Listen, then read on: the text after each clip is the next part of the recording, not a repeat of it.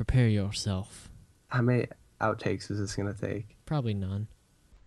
Do it live! Do it live! I'll write it and we'll do it live! Probably none. None. None your business. 3, 2, 1. Oh, you didn't say go. Oh. I was waiting for you to say go. 2, 1, go.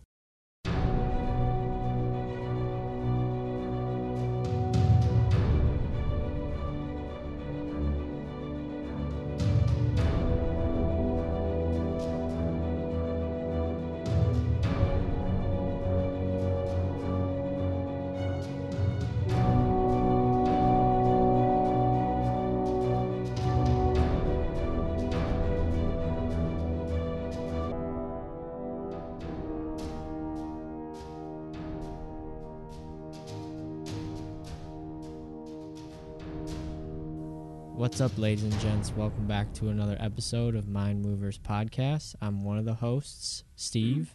You can find me on Twitter at youth_thinking, and I'm with my good friend and other host. What's up, guys? This is Brando. You can find me on Twitter at mind_of_peace, and we're going to record another podcast today. Talk a little bit about education, maybe a lot. We'll see. It's going to get wild, crazy, adventurous. Whoa. That was total sync, dude. That was messed up. We both just said adventurous at the same exact time. We did. All right, this is going to be wild. All right, this is podcast 4, Change Education Podcast. Number 4. Hope you guys are excited. All right, guys, I kind of wanted to just talk about some of the technical stuff behind the Mind Movers podcast. I guess it's not really technical, but maybe it is. We put the newest episode of the Mind Movers podcast on SoundCloud, and we take the old ones off. But you can always find all podcasts on iTunes. If you subscribe, the iTunes player will send you the latest episode of Mind Movers podcast as soon as we upload it. You don't have to wait. Sends it straight to your phone. It's pretty convenient, pretty awesome. But you can look on SoundCloud for the latest episode if that's easier for you, and subscribe there. We have the podcasts on our website, mindmoverspodcast.podbean.com. You can check them out there. Also, we pay attention to people who tweet out quotes from the show, questions, comments, concerns, and they use the hashtag MindMoversPodcast on Twitter. They tweet out quotes, things like that. We find it entertaining, fun, exciting, refreshing to see people talking about the podcast. So that's definitely highly encouraged. And let's get started. I want to talk about this story I read. I know it's from like a year ago, I think, but I never heard it. It's, it never makes it out to the mainstream news. But this kid, Jack Andraka from Maryland, he's 15 years old, and he invented a new diagnostic test for pancreatic, ovarian, and lung cancer. Did you read that story? There's like a picture of him holding like a weird tube? like, I don't know, it looks like a claw kind of. But he invented like a super cheap and efficient way to detect cancer like really quickly. This thing, all right, his test is 28 times faster, 26,000 times less expensive, and over 100 times more sensitive than current diagnostic tests. So how long before like the FDA or like government says you can't use that and like throws it in a vault? Well, dude, they already kind of rejected him for it. I mean, I think now that it's getting popular, I think there's no way that they can conceal it. But the test is over 90% accurate. Yeah, I actually read about that a little while ago. Isn't there like a meme going around about that? A meme? A meme? I guess a meme. A meme? A meme? A meme. A meme? What's a meme? A meme is like a picture with words on it. Is that really what a meme is? Yes. That's what a Oh. meme is. What'd you call it I a didn't know meme that. I for? learn something new every day. What do you call it a meme for? I don't know, because that's how it looks like it's spelled. First you butcher, you don't say splinter and you don't say meme. What is wrong with you? I never said that word in my life before. I just see it typed. Never heard it said before. You've just been saying it your own way. You should keep it that way, actually. I don't even say it though. Meme? That was the first time I've ever said that word Oh. or tried to say that's, it. That's weird.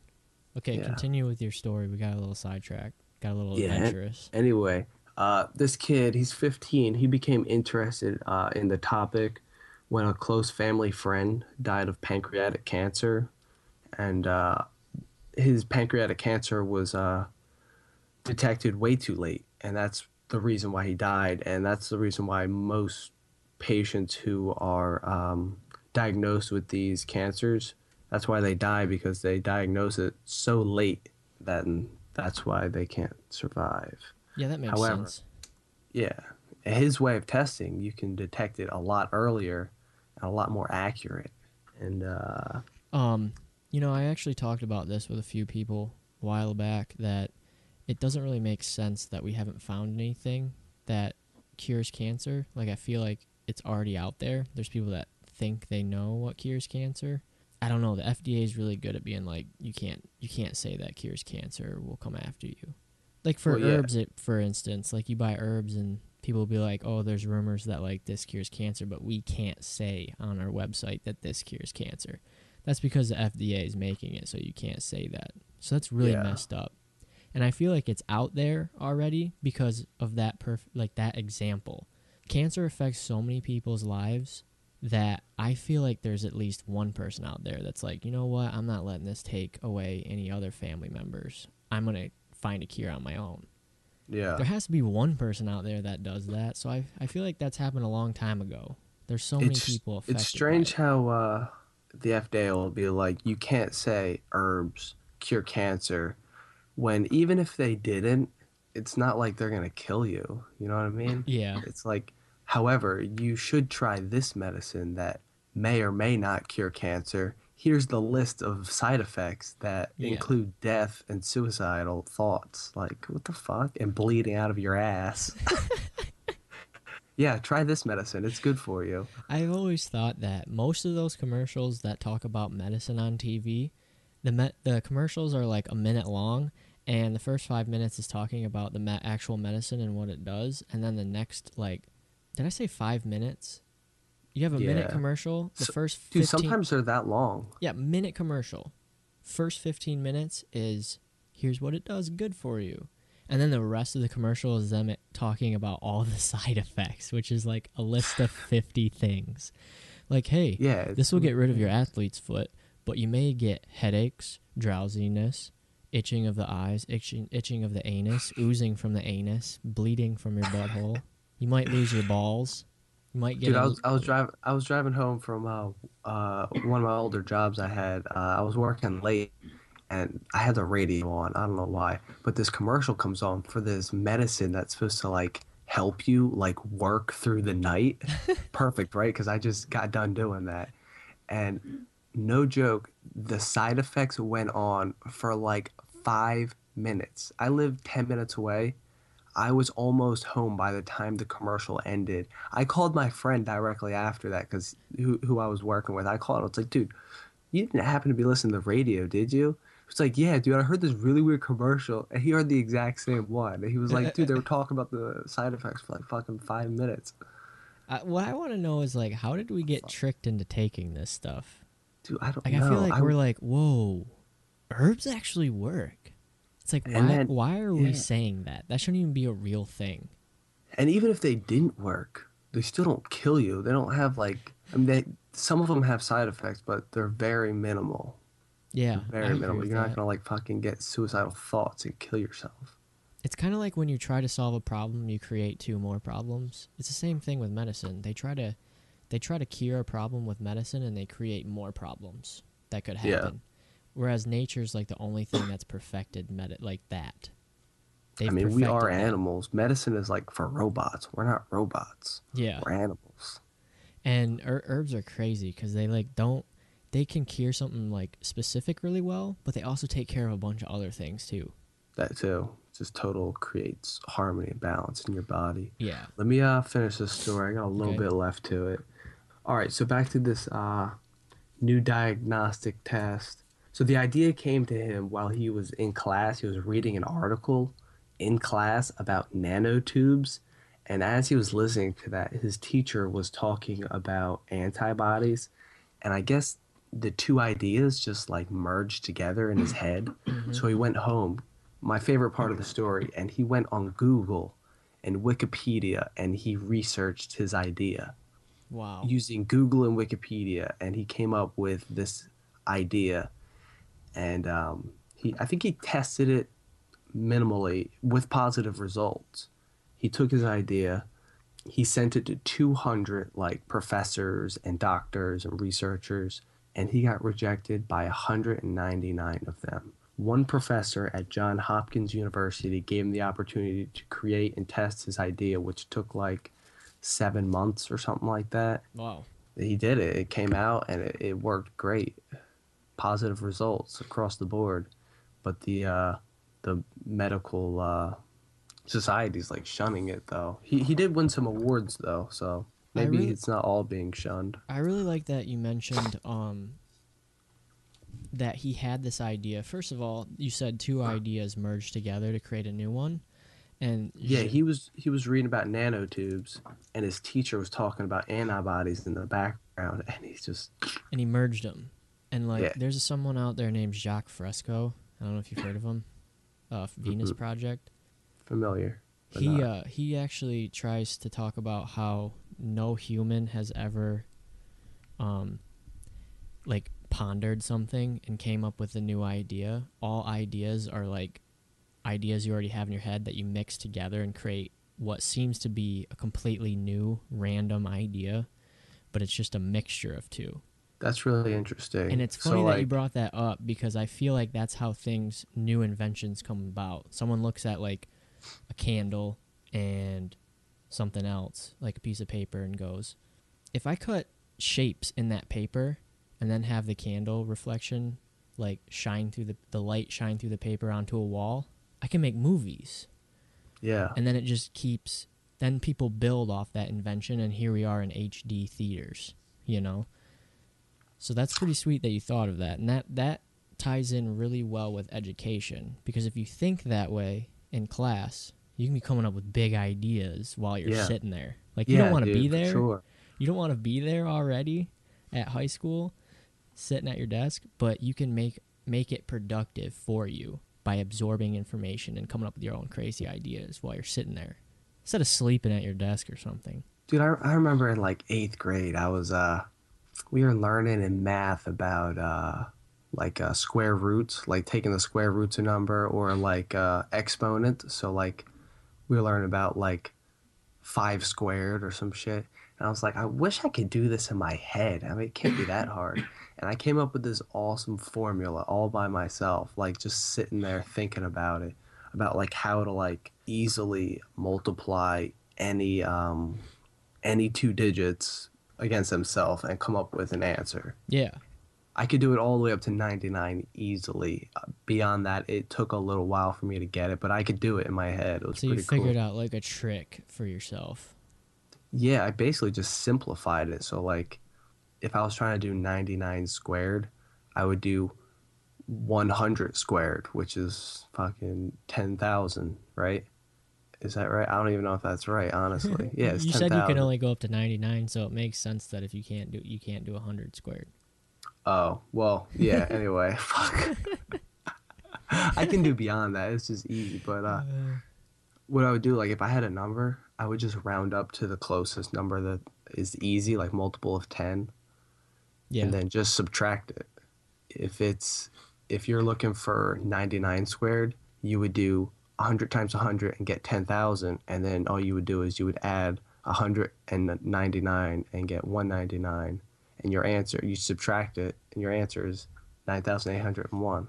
9,801? Yeah. And that's what, 99 squared? Yeah. Wow, that is good.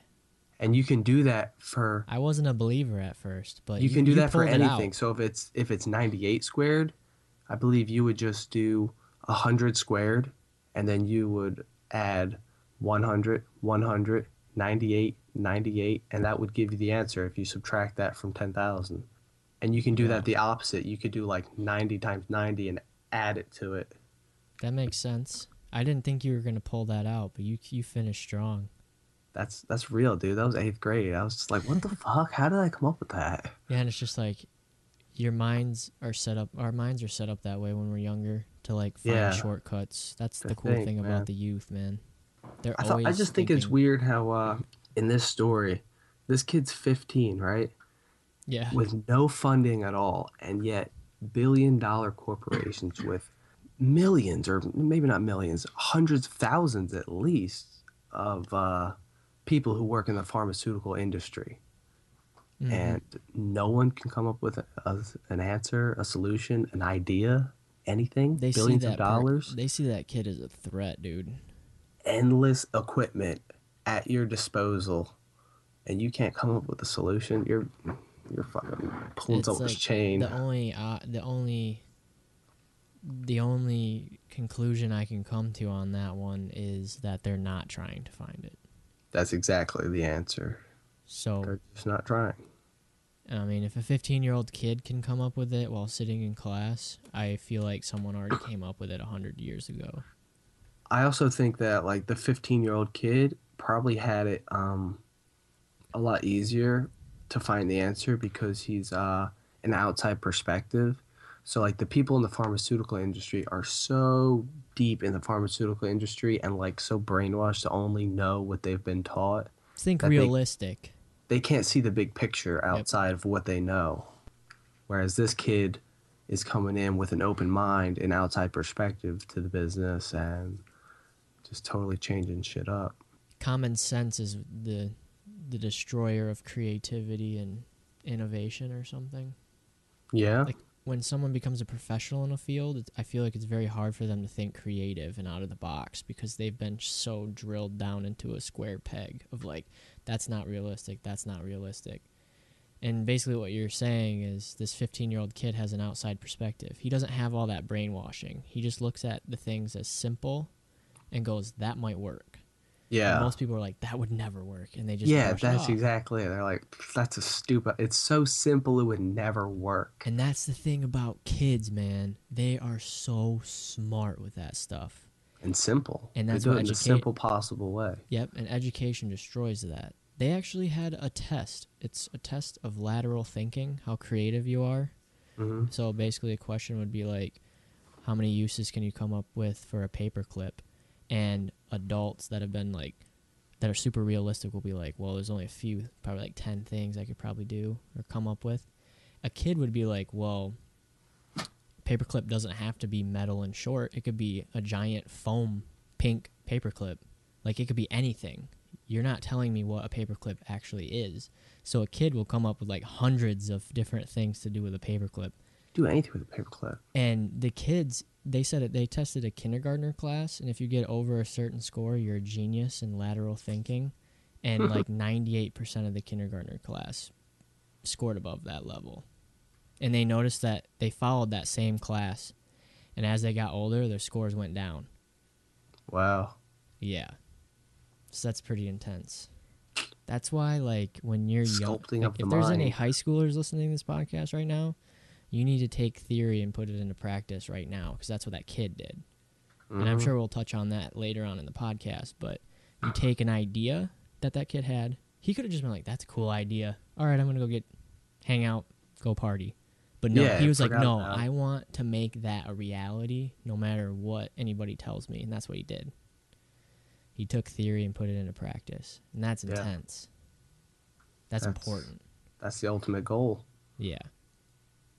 That was a good article. Yeah, really good article. I watched. He did a TED talk. For you guys listening, his name is Jack Andraka. That's Andraka. Check out his TED talk. It was pretty interesting. I feel like I've watched that. It was like 6 minutes long. Yeah. It was pretty good. I think I did watch that. It was pretty interesting. let's talk about. I got an adventure location I'm going to share for the listeners. Cool. This sounds pretty fucking awesome. It's called Tour de Mont Blanc. Porter. It's a hiking trail, a backpacking trail in Europe. Oh, nice. Yeah, it's the most popular long distance walk in Europe, roughly 170 kilometers, which is about 105 miles, and it goes up and down roughly 10 kilometers, which is 6 miles. And it passes through Switzerland, Italy, and France, and it takes about 7 to 10 days. Wow. Yeah, that sounds awesome. 7 to 10 days? Holy shit. I was looking at pictures, dude.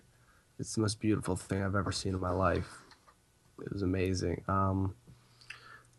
Most people start the trail in France, and the cool thing is the route has like a bunch of different side trails, so you don't have to be on the main trail. You can like veer off and get back on, take different routes. That'd be awesome. Kind of have like some freedom. Kind of Maybe get away from the crowd a little bit. Yeah. Because if Wander it's off. popular, it's gonna be crowded probably. Yeah. That's awesome. Yeah, the highest points are Col de Fours in France. It's a mountain, and the Fenêtre de Parte in Switzerland. Both at the altitude of 8,743 feet, which is 2,665 meters. So that's a good, That's almost 9 pretty foot damn mountain, 9 foot thousand mountain, 9 foot thousand? 9,000 feet. Okay, there we go. The trail has an annual mountain marathon, and that is run. The winner usually it takes them under 24 hours to run that. That's crazy. Dude, that's intense. 105 miles. I might have to look this place up. Yeah, dude, look up the pictures. It's beautiful. Once again, for those listening, this trail is Tour de Mont Blanc, and that's in France, Switzerland, and Italy. Should we get on with the herb of the week? Yeah, that's fine. We shall do the herb of the week. Ladies and gentlemen, we are going to have the beautiful Maggie talk to you about the herb of the week, which is chamomile. You can find her on Twitter. That's at Create Destroy with 2 Y's. Whoa. Hey, what's up, guys? So, herb of the week. So before I start with herbs, you guys should know that you should always know your skin, especially with chamomile, because chamomile is like it's in the same family as like ragweed and chrysanthemum. So if you have allergies, you should probably not use chamomile. I did So- not do that before I drank chamomile tea. Yeah, you might have a reaction. But I think I'm all right, though. I slept Yeah. like a baby. It depends. It depends on like your level of it. So you should always be wary. Yeah. But that's a serious note. So let's get on to the fun part. Parts used are usually the flowers, and it can come in like powder form. It can be used as essential oils, etc. Energy is for warmth. The taste is bittersweet, and the systems affected are the nervous, stomach, kidneys, and liver.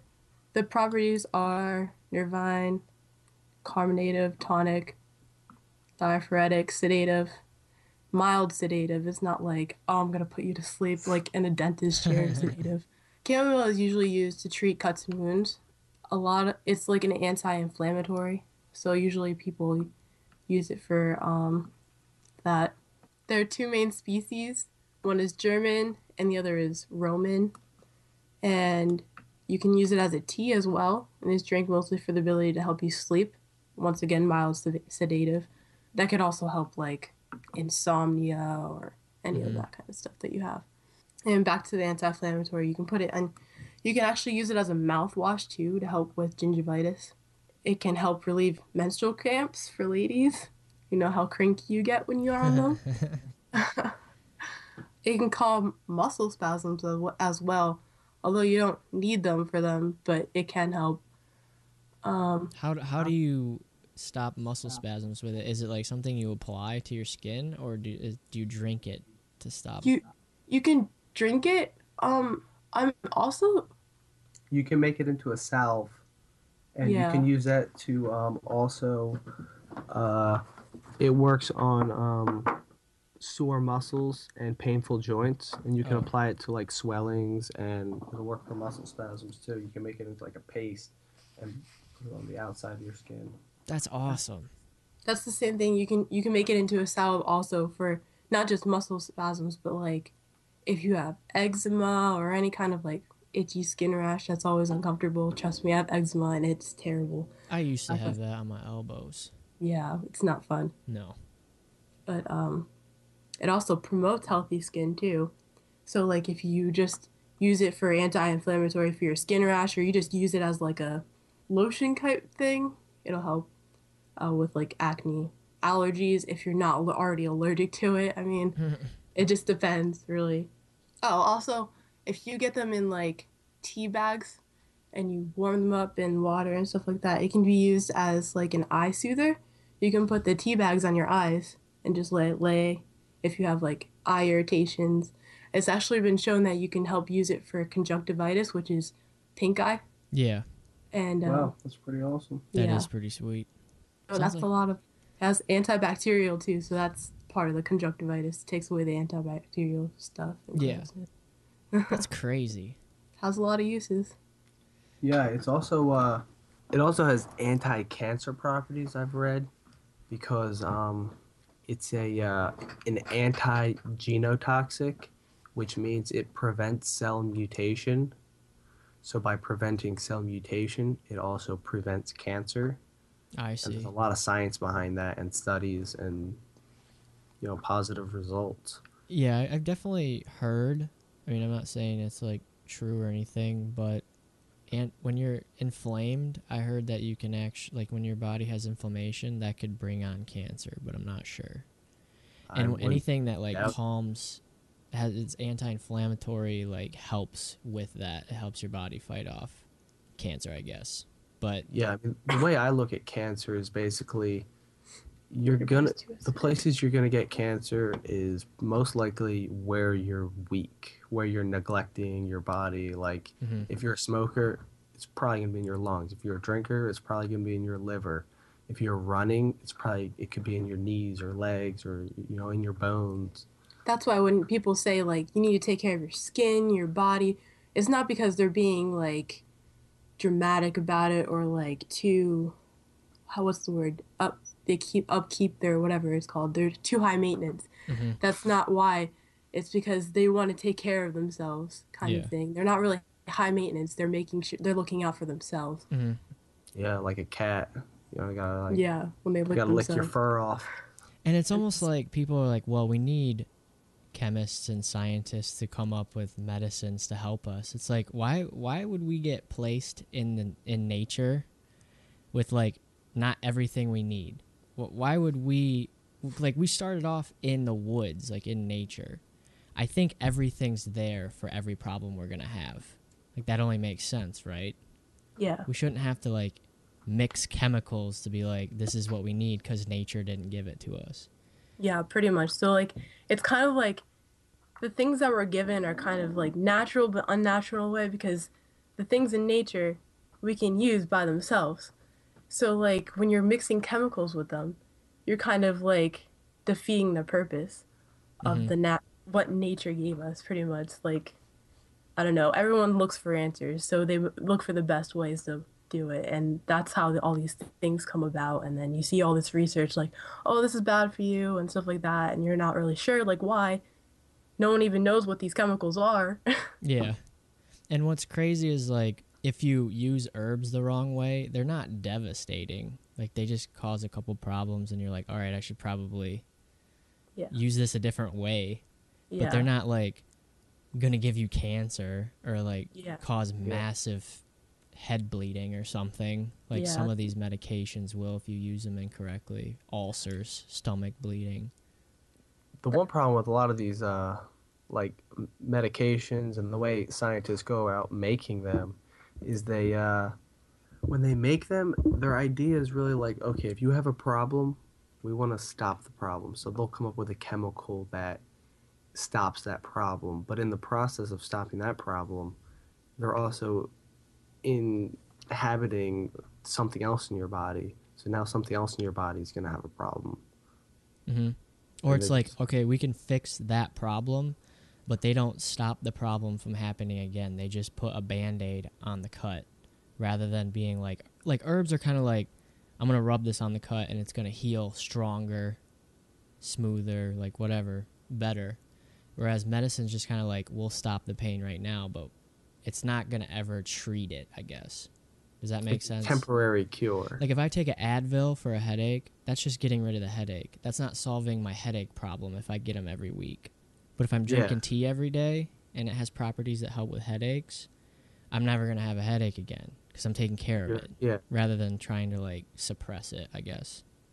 Yeah, a lot of medicines Yeah. just suppress. A lot of the medicines actually, like when you brought up Advil and like stuff like Tylenol or ibuprofen, they make you think that you're ridding of the pain. Like it's not really helping. Like especially like when we brought up muscle spasms for chamomile, that icy hot stuff, it doesn't do anything. It tricks your muscles.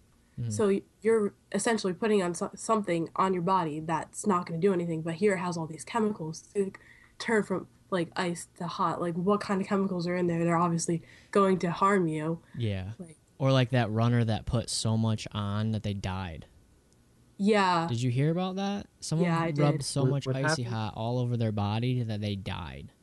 They probably clog their pores. Something. You can't put that much chemical on your skin. Your skin absorbs stuff. Yeah, like Well, I don't think people realize that. you breathe through your skin. So this happened a couple years ago. This model was doing like a photo shoot, and for some reason she wanted to be gold, or they needed her to be gold. So they painted her like entire body gold. Yeah, that's dumb. She just died like immediately because her skin suffocated. Your skin breathes in oxygen. Hmm. So if you're clogging up your skin, you're not gonna get the right amount of oxygen your body needs, and you're gonna fucking Yeah, you die. like That's probably what happened with suffocate in a... the icy hot thing. It's probably the same thing. They actually have like a scientific like name for that because I think I saw it on like 1,000 Ways to Die or something. And it's just like someone put on one of those black suits. They're like Yeah. the kinky like suits or whatever, but they died because they covered all of their skin and it suffocated them, even though they could.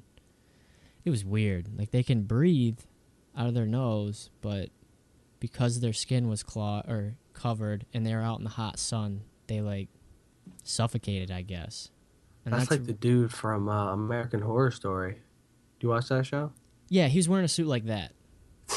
Yeah, One of those. that black suit. Yeah. Black Suit Man. It's All like right. creepy. All right, guys. I'm just gonna touch back on some of those key points for chamomile. Chamomile can treat cuts and wounds.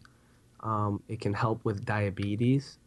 It's antibacterial, calms muscle spasms, soothes stomach aches, promotes sleep, natural hemorrhoid treatment, fights cancer, and promotes healthy skin. And don't take if you're pregnant or allergic. Yeah, that's a good one. Yeah, don't take it if you're pregnant or wait, what? Or allergic to like Oh, ragweed, yeah. stuff like that. But like you need to always pay attention to your skin, your body, stuff like that when you take herbs. That's a good point to touch on. You can't just take them.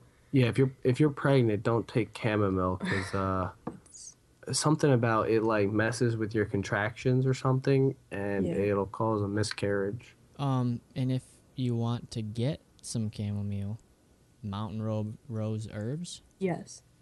Yeah, and also there's another thing. Star West Botanicals, they sell them too, and they're pretty organic. So Mountain West Herbs and Star West Botanicals. Is Mountain what? Rose Herbs, Mountain Rose Herbs. Okay, Mountain Rose Herbs. I'm actually probably gonna buy stuff off of there pretty soon. Mountain Rose Herbs. Yeah, Where did you get the herbs that you just got for your tea? a place called Foods for Living, and they have them like an aisle where they're all in glass jars, Oh, that's and you pretty like dope. scoop them into ounce bags, and you can buy them by the ounce or pound. Dude, I want that in my house. I want like a shelf, and I just want to put. I know. I was telling my girlfriend that I was like, this would be sweet to have in your house. Dude, I just want to put like I want to have like 30 jars of like different fucking. herbs, so I can just like blend my Be own that tea guy with like anytime. really long hair and like leaves and twigs in it, and you're like, what seems to be the problem? Well, I'm having some stomach cramps. Okay, let me see what I can mix up for you here. Dude, that's what a pharmacist should be. Yeah, you're absolutely right. They are, but they do it in labs, and they take herbs and they mix them with a lot of weird stuff. Yeah. You read like those medicines that help with like, especially the ones like airborne and stuff that help with your immune system. They're full of herbs, dude. And then Yeah. they throw a bunch of other weird stuff in there like dextrose and all these Yeah, weird it's like chemicals. if you clearly know that the herbs are helping you, well, why am I just taking the herb? Yeah, exactly. Doesn't make much sense. Like how It did we grows in get my backyard. How did we get into this situation? I don't understand that. And How like did we get a lot of tricked? these herbs we consider weeds and we kill it. Yeah. Kill Dandelion.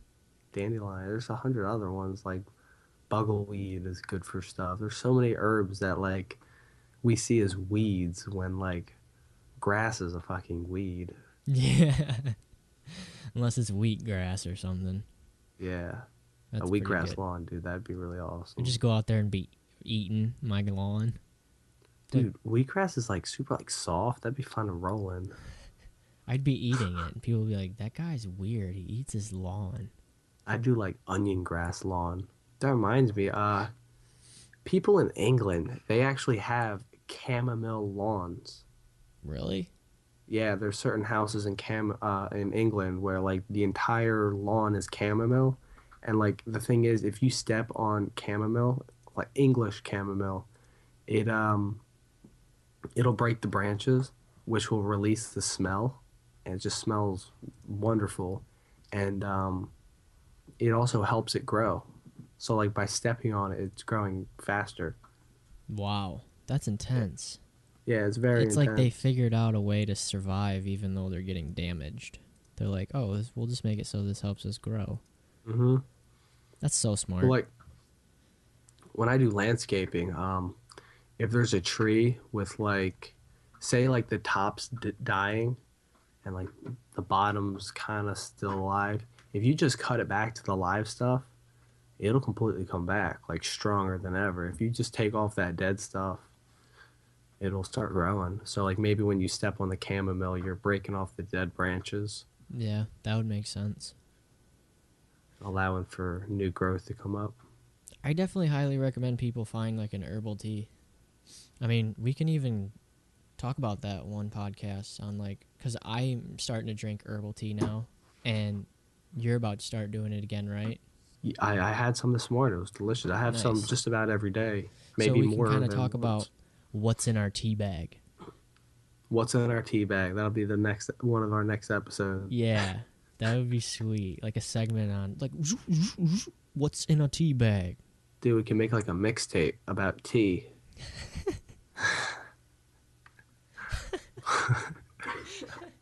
We'll start a rap group. Will be the tea bag. Dandelion root. I thought you knew. Chamomile too. I throw it in my brew. Oh, Dude, that's a sick rhyme. we Just can. totally. We're gonna have to do it. Yeah, we'll become the Herb Brothers. I can't believe I just rapped on a podcast. What the hell is It was going pretty on? good. I think people might steal that line and make a song with it. Most likely. I wouldn't mind. Steal it. Yeah, dude, do it up. It'd be cool. So So- we're nice and warmed up and ready for this education podcast. Yeah, let's start talking about some education. Any books you're reading? Books I'm reading. I'm still reading that book, Last Child in the Woods, which is all about how kids have no nature in their lives anymore. They're kind of like shunned from nature. Like they have parks, but like there's very rarely is there a section of woods where kids can just go in and explore, especially when they're stuck in school all day, which is like a fenced-in prison. Mm-hmm. I mean, the only thing, dude, if you look at a school, the only thing missing to make it different from a prison is like the guard towers and the guys with the guns. Other than that, that shit is a prison. My school had like barbed wire around it in some areas. Really? Yeah. I, Wow. I I think that was more so to keep us out of the other property that it was next to, but it's still just weird. It Barbed is. wire. It is Yeah. really weird that we're forced to be there too. Yeah. I mean, if you skip school, I mean, people say, "Oh, school's not a prison because you get to go home." Well, even when you get home, you still got to do homework, and you still got to go back the next day. That's like saying prisoners aren't prisoners because they get to go outside and play basketball for a couple hours. They still got to go back inside. Yeah. It's a weird thing. It Dude, really is. a classroom is like a cell block, and a desk is like your cell, and you're just confined to this desk all day long. Every once in a while, they're like, "Yeah, yeah, go outside and exercise," They're but you like, got to come back in, learn. or we'll beat you. Literally, we'll discipline you if you don't come back inside. We'll discipline you. I am actually reading The Element, and it's written by Ken Robinson, and it's how finding your passion changes everything. And it's basically about all these people that are pretty successful that found their passion on their own and not with the help of school. Wow, that's awesome. Yeah, it's intense. Okay, and Ken Robinson goes into some pretty awesome stuff. Like, if you want to know more about how to change education, you need to watch some lectures and read some of Ken Robinson's books. He has a PhD and he's really intelligent about like kids needing more creativity in the classroom, like things that encourage that kind of stuff. But he also touches on where IQ came from, like IQ tests. Mm-hmm. And that like blew my mind because it was created by the original co-inventor Alfred Binet, I think it's pronounced Binet, Binet. And he came up with it, I'm pretty sure, from what I remember, he came up with it as a way to test people and see which ones are mentally handicapped versus which ones are normal functioning human beings, I guess. That's what they considered it then, is like normal. So they were trying to figure out who is mentally handicapped. And the problem is someone, I think it was Lewis Terman, is a Stanford psychologist, and he kind of took that test and tried to manipulate it into something that tests for intelligence. And Alfred would say, that's not what it was made for. So when I talked about in a previous podcast that we have a house built on a crappy foundation, that is what school is. IQ tests bleed into how school was made. We have standardized tests. We have SATs. It's funny because SATs were invented by a guy who later on his deathbed said, like, SATs are like one of the biggest fallacies of all time because SATs are made to make you question what you answered, and they're just made to stress you out. Like, you can look all of this up. I've read it. Basically, he said SATs are not for measuring intelligence and how people retain things. He designed it in a way that brings in a lot of different, like, social class, like, depending on where you're from and where you grew up, changes how you score on this test. That's not supposed to be in a standardized test. Like, where you grew up, whether or not you're rich or poor, whether or not you're dominant in English. All those things affected scores. And I guess, like, people at, like, Harvard or Yale wanted a test that they could bring into Harvard and weed out students easily. So they came to this guy and was like, we heard you had the SAT. And he's like, that's not really what it's for. But they pressured him into doing it. Wow. Behind closed curtains, probably. And he went through with it. And it's weird because the person that pushed him to do it was a eugenicist. Is that how you say it? Eugenicist? Mm-hmm. Those are the people that try to make, like, the perfect race, kind of. Well, I shouldn't say that. I'm not Bill too Gates. Sure. Let's just say Bill Gates. I'm not too sure. It's like manipulating genes or something to make trying to sterilize us. Yeah. It's funny you brought up Yale doing things behind closed door because I think it was the 50s. They used to do this thing where all freshmen had to get 3 photographs naked. So it was one of their front, one of their back, and one of them on the side. Every new freshman had to get these 3 pictures taken. I think it was in the 50s. And there's supposedly these pictures are like, some of them got destroyed, but some of them are still out there somewhere. And apparently there's pictures that may or may not have been destroyed of like Bush and all these like politicians who went to Yale and stuff. That is such a weird thing. Yeah, because I think some professor was doing like an experiment on like scoliosis, I think, and he was taking pictures like of the way people stand, I think. That is weird. But it's still just like, why are you taking naked pictures of me? If you want to read more about the SAT, it's journalism.nyu.edu, and it's an article called Flawed from the Start. And it's basically talking about why SAT's like full of shit. And if you look at, so people will be like, well, we don't take the SAT anymore in school. Well, you take the ACT, and the ACT is actually just, they took pieces of the SAT and called it something else. Like, it's the same. You can't be like, here's a crappy foundation and I'm just going to change a few things and now it's awesome. Like, you got to rebuild that whole thing. You have to start over and rebuild it.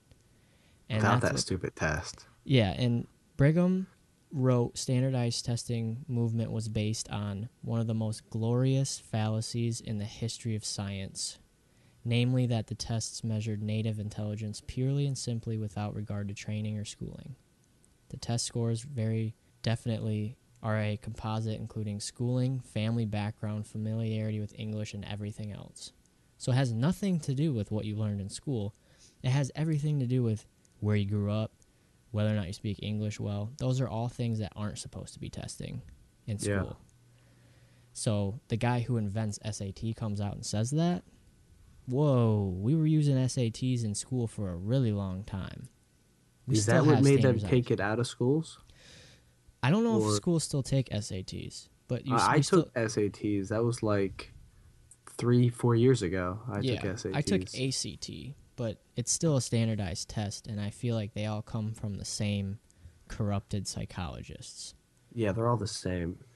Dude, just give it like 20 years when all these old psychologists and doctors and professors and scientists and politicians, wait till they all die, they get on their deathbed. Think about all the secrets they're all going to expose. The guy who did ADHD, he said that ADHD wasn't a real thing when he died.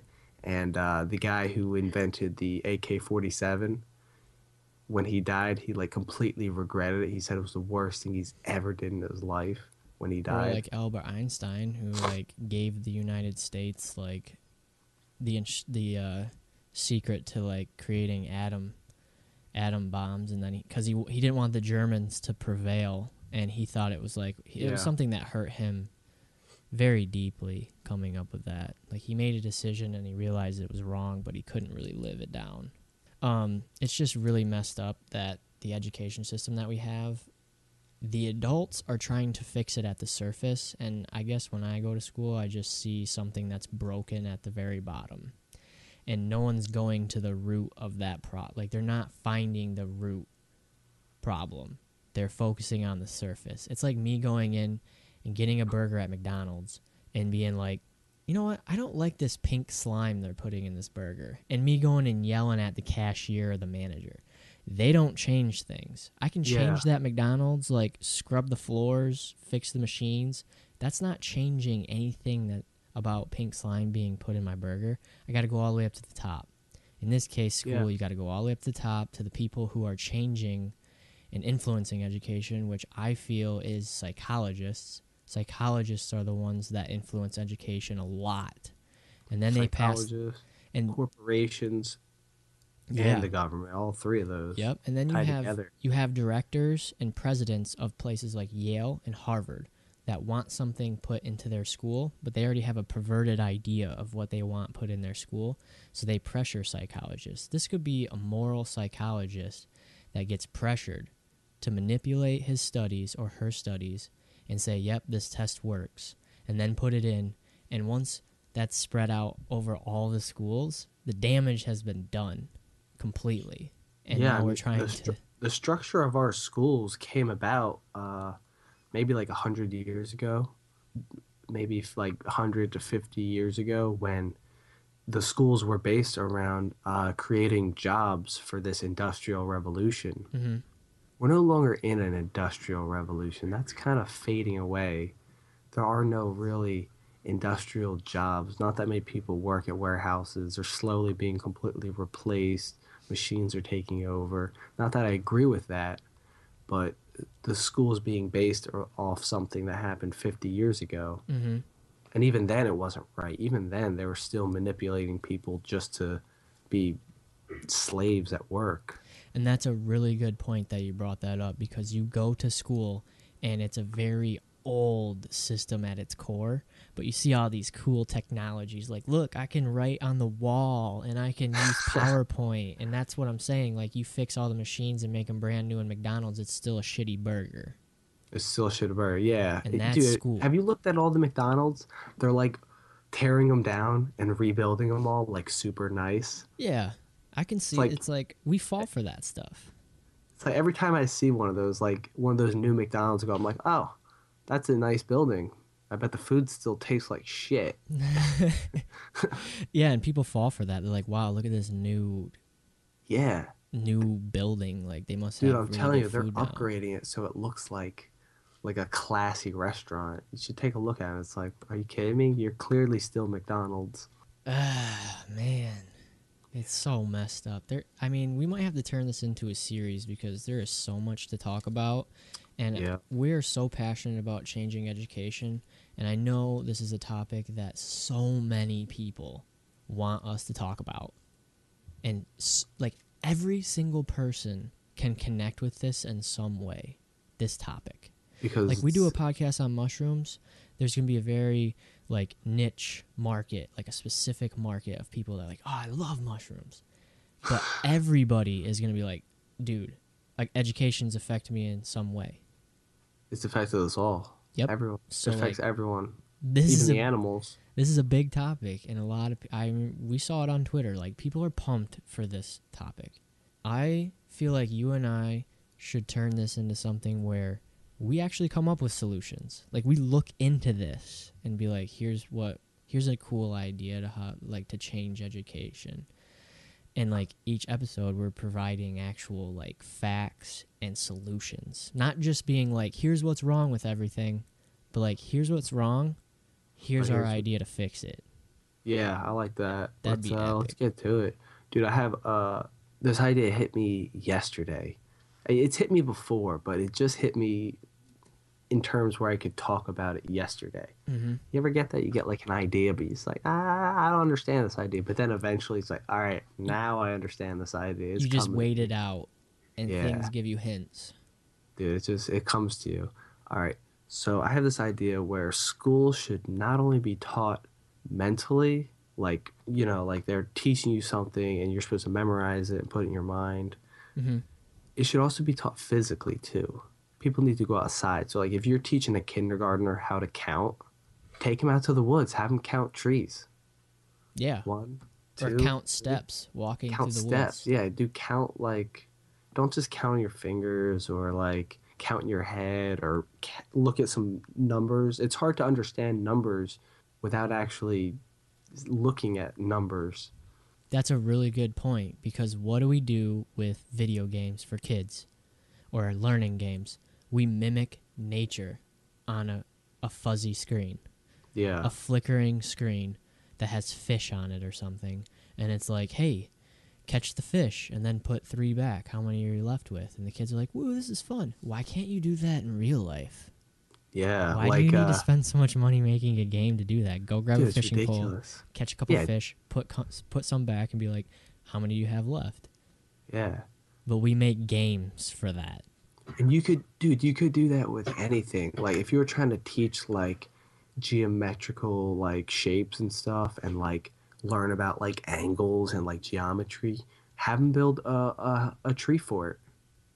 Mm-hmm. You have to like, there's a lot of physics that goes angles, into Area, angles, all kinds of shit. Yeah. And like even like a skateboard ramp.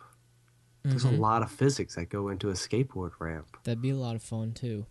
Yeah. Remember when I talked about that Jacques Fresco guy? He went Mhm. into a classroom in the Bronx and they were poor, and none of the kids liked the teacher and wouldn't trust the teacher. And he was like, that's because you're not relating to them on their level, that you're an outsider to them.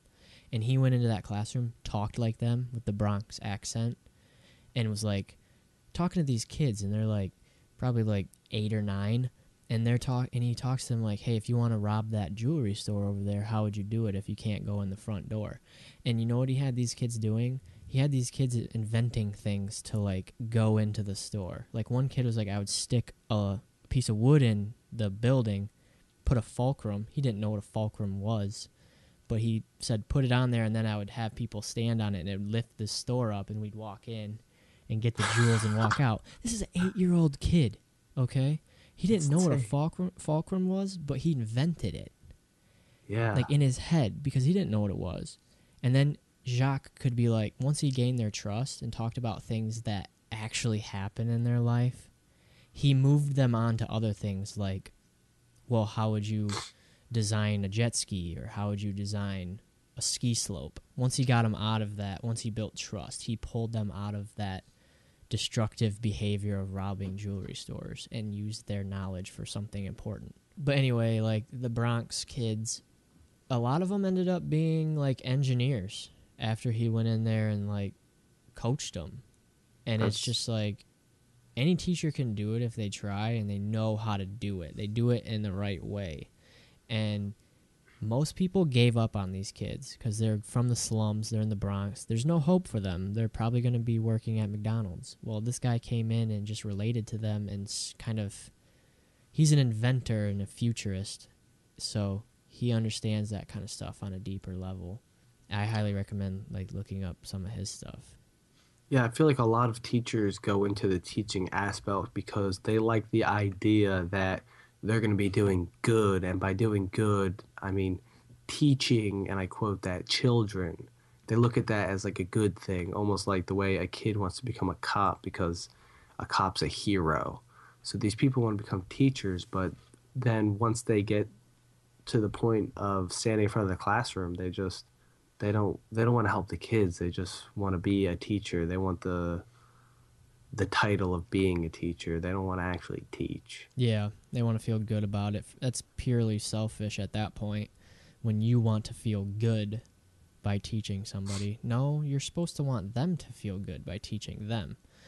You don't get satisfaction from, I'm helping people. Like, I don't go around and like give a homeless man $1 and then brag about it. That defeats the purpose of giving something. Like, treat me Yeah. better because I give. That makes no sense. That's not what giving is. And a lot of problems there's a lot of problems with teachers because they come into a classroom and go, it's my duty to mold this child into what they're supposed to be.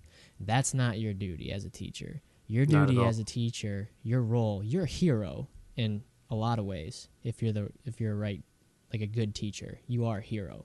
But your job is to guide me into the mold that I'm supposed to be, not mold me. Does that make sense? That makes sense. That's And what a like, lot of adults try to do. They try to mold you and they try to mold me. And then you have to learn, like, I'm going to make my own mold. This is my life. and the way we look at like teachers as the only educators is so wrong. There's so many different educators that people don't even realize. Like a coach could be an educator, or a homeless guy could educate someone. A kid could walk down the street, engage in a conversation with just some store clerk or a homeless guy or just some random person, and that could give them the information that they need to do something amazing, to do something creative, to be who they really want to be. It could just inspire them, even just one word. The right word, though. Yeah, and it's like that's what we kind of talked about in previous podcasts, is that you can learn something from everyone. It's just whether or not you want to find it and whether or not you have the patience for that, whatever that is that person can teach you. As long as you have the patience to wait for it and search for it, it'll come. Like, me talking to you right now, you're going to say words that inspire new thoughts in my head, and I'm going to say words that inspire new thoughts in your head, and that happens with That's how everyone. that's how it should be in the classroom. However, teachers shun what children. So like if you're like sitting in the classroom, a teacher tells you something, you say, no, that's wrong. I read that. Your teachers can be like, excuse me, I'm the teacher. I'm right. That's the right answer. They're not going to be open to what that kid has to say. They're not going to try and learn from that kid because they think that they know everything. They have this poor attitude about education where they think everything that they ever said or anything that they ever read is the right way to go, and that they're pushing this idea onto these kids. And it's not right. That makes sense. I mean, Teachers should be learning equally from their students. I love as that. their students should be learning from their teachers. I actually heard Alan Watts say that you're wise, you become a teacher, you become wise when you understand that you can learn just as much from a kid as they can learn from you. And that's a root problem that you just suggested. Basically what you just said is a root problem of teachers, is they come in thinking that it's their duty to teach them and not to learn from kids, but you can learn from kids. Kids teach you a lot of stuff. Yeah, dude, kids are geniuses. And like maybe when we're born, really like all this intelligence is already inside our heads. And like just by going through life, it kind of pulls this smartness away. So in a way, a kid is just as smart as someone who's been through life for 50 years. Like all that information is in their head, it just maybe hasn't been pulled out yet. It just hasn't been brought to the surface. So by going to these schools, the only information that is being pulled out of these kids' minds is information that benefits these corporations and this economy. That's it. We're not trying to benefit the earth or benefit those kids' lives or anything. We're just trying to benefit corporations and the government and the economy, money. It's really not a place that encourages innovation and creative thinking. It's more of just like, let's be realistic here. Let's do common sense. Let's take problems and drill them down into one answer instead of being like, here's a problem and here's multiple ways to solve it.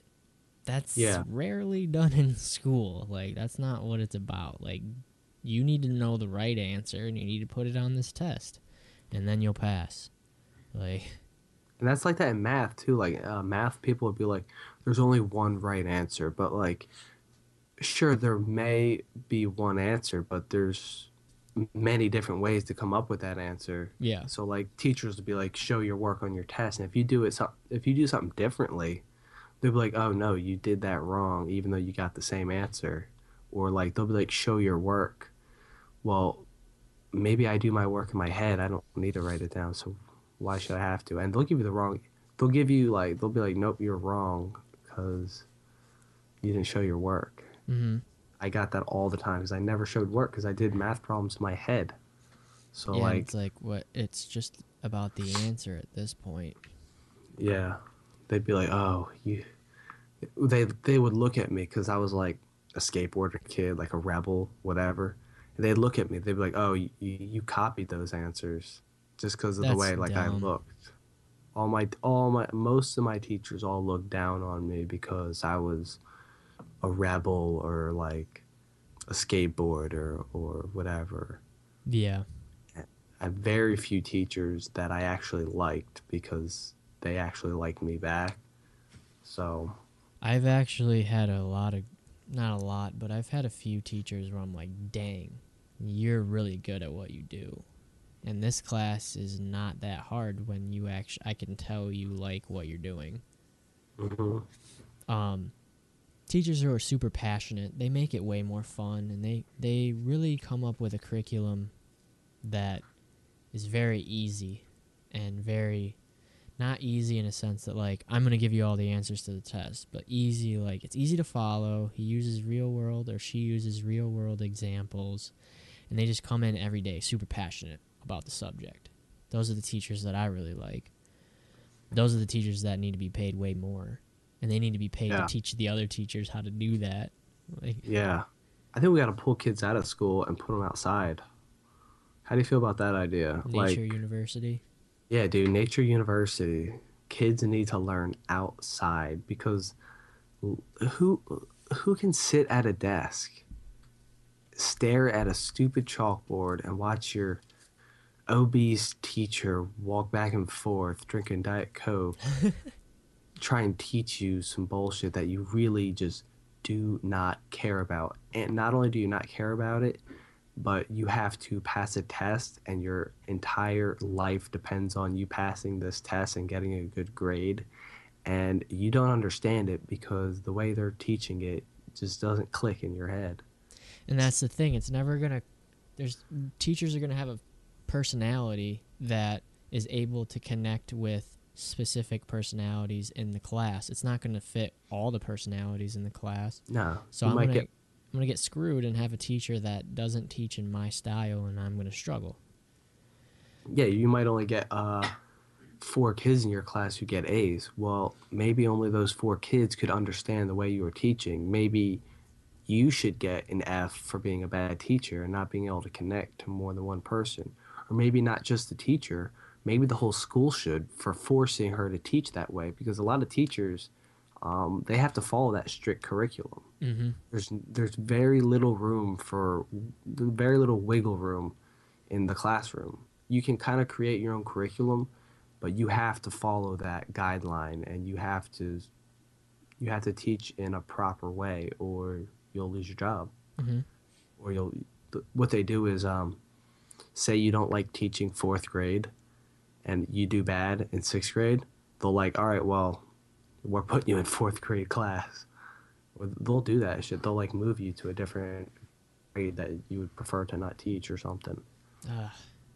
There's a lot of problems with it. I guess I find it very funny that we're taught that it's not the employee's fault usually, it's the manager's fault. At least managers are supposed to take the blame. They're the leaders. If something goes wrong, it's their fault. And it's kind of funny because it's like the student's struggling. It's not the teacher's fault. It's the student's not grasping the concepts. Yeah. And it's like, whoa. Like, it's not going to always be the student. I can understand students that sleep in class and don't pay attention and don't put any effort in as that's their fault. But most of them know that's the reason why they're not doing well because they found out that this person doesn't teach in my style. It's frustrating me, so I'm just going to sleep in this class. And I guess if you really want to change education, a great way to do it now as a student stuck in high school, you can't leave. You have to be there. Was it like 30-something hours, almost 40 hours a week? You're stuck at high school? Why sleep in class? If you're getting away with sleeping in class, then you'll get away bringing in your favorite book to read. You'll get away with bringing in your iPod, slipping in a headphone, and listening to your favorite Terrence McKenna lectures. So why not use that 8 hours every day that you're not every day, but Monday through Friday at school, doing something that you like to do and teaching yourself? I agree with that. All right, so like a lot of the blame, like, all right, so kids in that aspect are definitely at blame. They're at blame for not teaching themselves, and the parents are at blame for not teaching them how to teach themselves. But then teachers are also at blame for, just following orders. They should be standing up, and the people above them are at blame for telling the teachers to do that and not standing up to. You know what I mean? It's a chain reaction of bad decisions. Everyone's just making this bad decision based on this fear of losing their job or being fired. And if they get fired, they're afraid that they're going to lose their house. They're afraid they're going to lose their car. And if they're afraid that if they lose their house and their car, they'll be homeless and they'll have nothing. Mm-hmm. So we're making all these bad decisions based off of fear. And I can really relate to what you were talking about. When I was in school, I was that kid who would sleep a lot in class or not pay attention to what the teacher was talking about. But I would almost always get good grades depending on if I liked the class or not.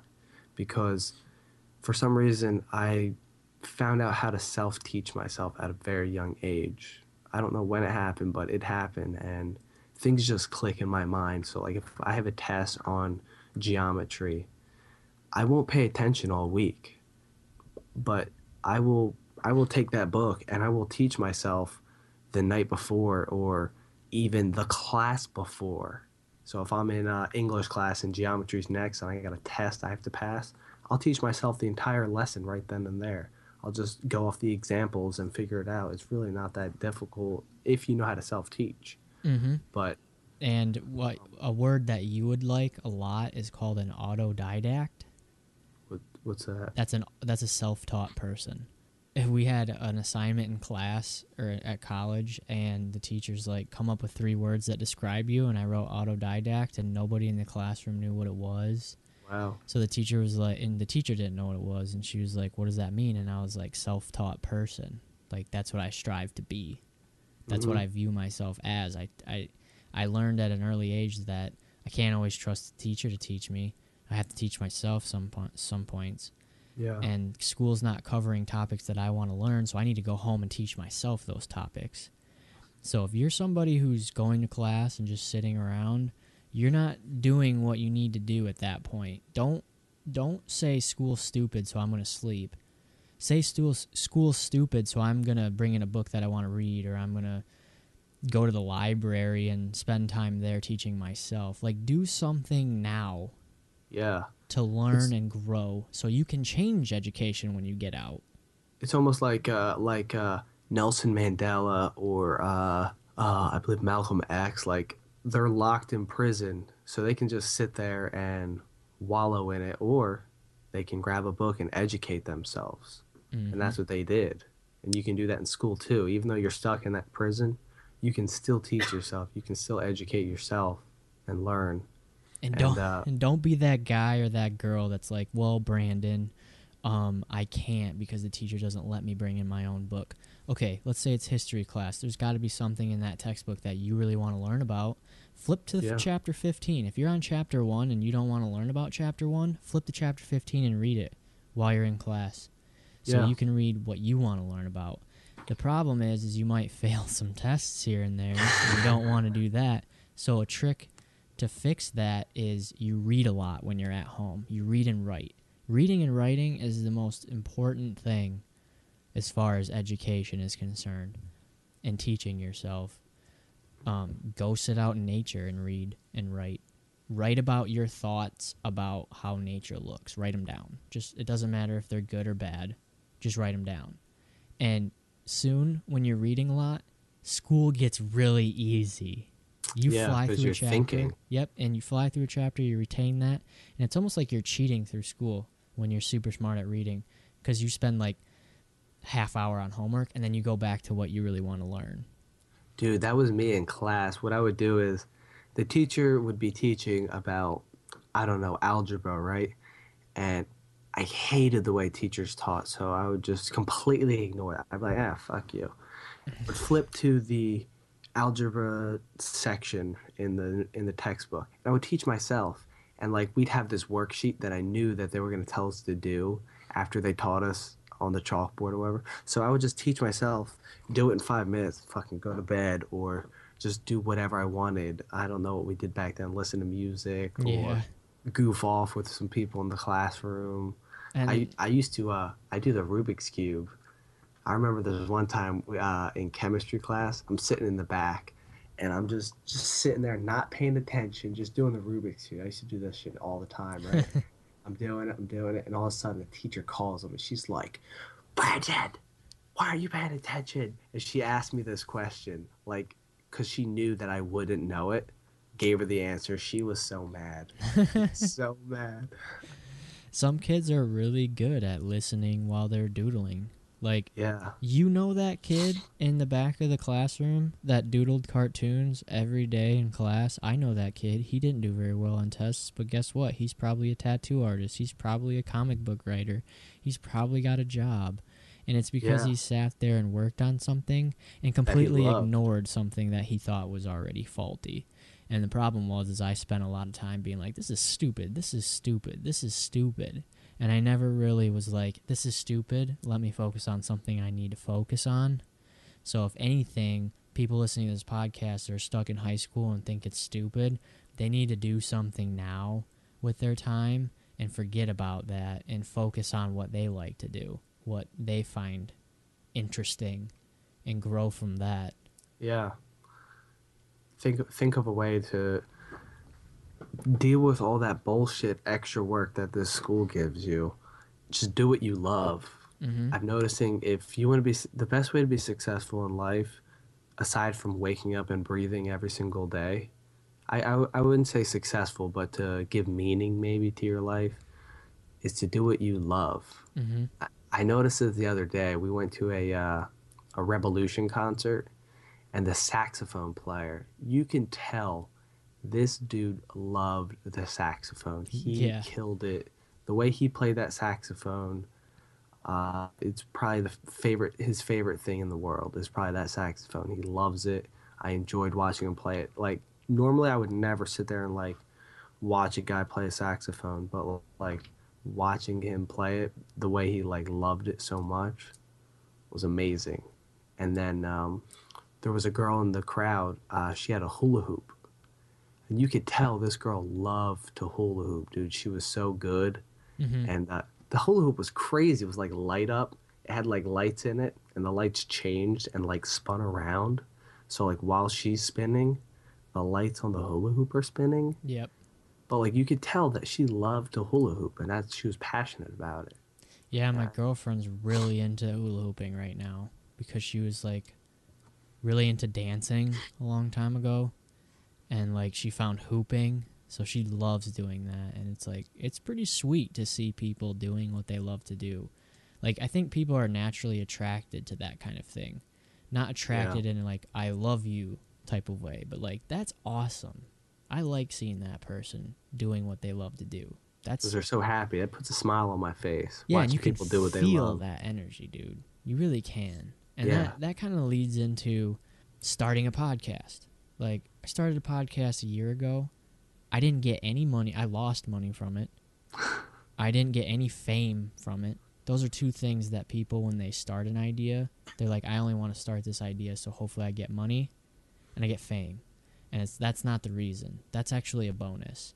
The real reason why you want to start something like that is for all the other things you're going to learn about yourself, about computers, about websites, all the realistic stuff, and then all the abstract stuff that you're going to learn by going through a podcast.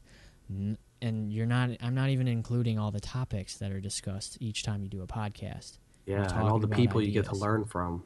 You know, this is easy, and a lot of people don't do it. I don't know anybody else in my life that is like, I do a podcast.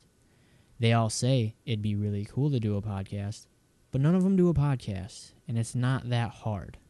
If you say I want to do it, you can do it. It takes some time, and it takes a lot of effort, but you will find results from time you put in. It's not always monetary. It's not always fame, but you will be rewarded when you put time into something. If I put time into scraping a log with a knife, I will be rewarded. Maybe I can make a pigeon out of that and whittle out something sweet. Yeah. But dude, like this documentary I was watching last night. These guys, I watched this documentary called Happy People. For you listening, check that out. It's on Netflix. Crazy documentary, dude. It's about this village of Russians. They live in Siberia, which is they call it taiga. That's their word for the Siberian forest, I guess. And it's like in the winter it gets like minus 50, beyond that maybe minus 100, I don't know. The one guy, he went out searching trees, right? And he would cut the bark off a little bit of a tree. Yeah. And somehow he figured out a way to just look at a small fragment of the tree underneath the bark and figure out if that was the right piece of wood to build a ski. He would build skis by hand. And that's like nuts. If the wood wasn't perfectly straight, you couldn't use it because like the wood would be curved and a ski is straight. So if you're trying to make a straight ski, it wouldn't work because the wood's curved. So he'd find the perfect tree, cut it down, and then he would make these wedges out of a piece of wood and put them at the back of the tree and hammer them in with an axe, and it would perfectly cut these thin pieces of wood off. It was the most That's amazing crazy. thing, and it looked so easy to him. Like he just stripped a board from a giant ass tree with minimal effort, Yeah. just by using his intuition, his own brain, his thinking. He figured out a way Creative to thinking. do it. Yeah. It's like, you know what? A lot of people are going to tell me I can't do what I'm trying to do. But if I think about it hard enough, eventually I'll be able to do it. And the satisfaction you get from that is worth way more than money or people being like, you're awesome, you're brilliant. Satisfying yourself is like the most satisfying thing. Yeah. And dude, the other guy, he made a canoe. He cut down a log and he hollowed it out. And then what he did was at the top where it was hollowed out, he'd put sticks in between it and bend the wood. And apparently if you put the wood over fire, it stays to that shape that you stretched it out to. Wow. So that he would just keep stretching it out. Like he'd put a bigger piece of wood in, put it over the fire, take that out, put a bigger one. And it's like, just how do you know that? I mean, It's crazy. yeah, that's genius. And a That- lot of that it's is a like, genius. and they can go out in the woods and not be they're not worried about the same things we're worried about when we start new ideas. We're like, I don't know if I really want to join, poetry slam, because I don't think I write poems that people like. That's not a reason to not do it. You need Yeah. to try it. You have an idea, try it. How do you think Nikola Tesla became Nikola Tesla? Because he had an idea and he found a way to make that idea reality. He took theory and put it into practice. The more you do that, even if it's with like, I should make YouTube videos, do it. Do it. See what you learn. At least you tried it. You're going to be much happier trying it and being like, I didn't get anywhere, but I learned a lot. And only you will know that. You can't tell people, like, this is all the things I learned. So it's kind of like a secret with yourself. Yeah. And every time you have an idea, like, I want to play guitar. At least attempt it. If you fail, which is not really failing because you learned something, you get to check something off your list, and you're getting closer and closer to figuring out what you really like to do. And that's yeah, maybe you didn't learn that you like to play guitar.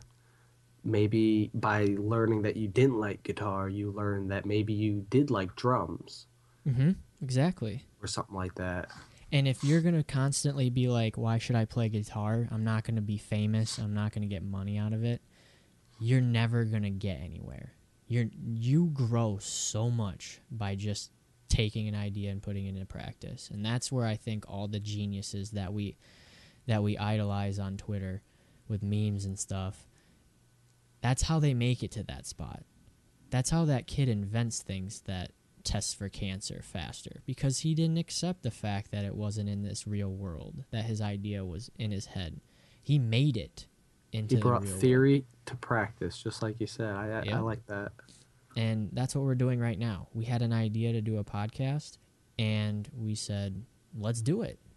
Here it is. And we're learning a lot. I've learned a lot in these 4 that we've released. And Dude, I've learned a lot in general. In these past, I would say 6 to 9 months maybe now, I've learned more through, like, the internet or reading books or just from other people, just from, like, talking to people like you or anyone in my life. I've learned more from that in the past 9 months than I've learned in my entire life through school or anything. yeah, and you're being open-minded about it. You're looking at it like, I can learn a lot from all this stuff if I just keep my mind open and read it and talk to these people. And I just don't want people to be discouraged from doing that because they've been told that the way to measure success is money and fame, and that's not true.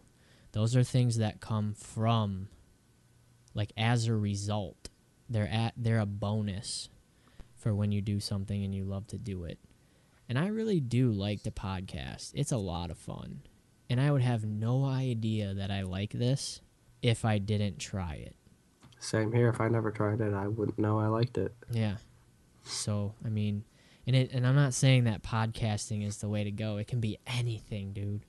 It can be like, I want to be an ultimate chess player. Try it. Practice. Get on Just your do it, computer. yeah. Play chess.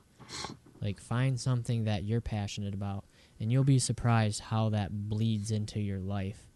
When you're passionate about a hobby, you're happier at work. You're getting your schoolwork done faster so you can work on your hobby. You're spending hours and hours at home staying out of trouble because you're passionate about something. And there's a very good chance that you can take that hobby and make that your work, make that your job, make that your life. Yep. And it won't even seem like work. It won't even seem like job. And people think that's a fairy tale, and it's not a fairy tale. And everyone real. will realize that. Not everyone, but people will realize that if they go out and try.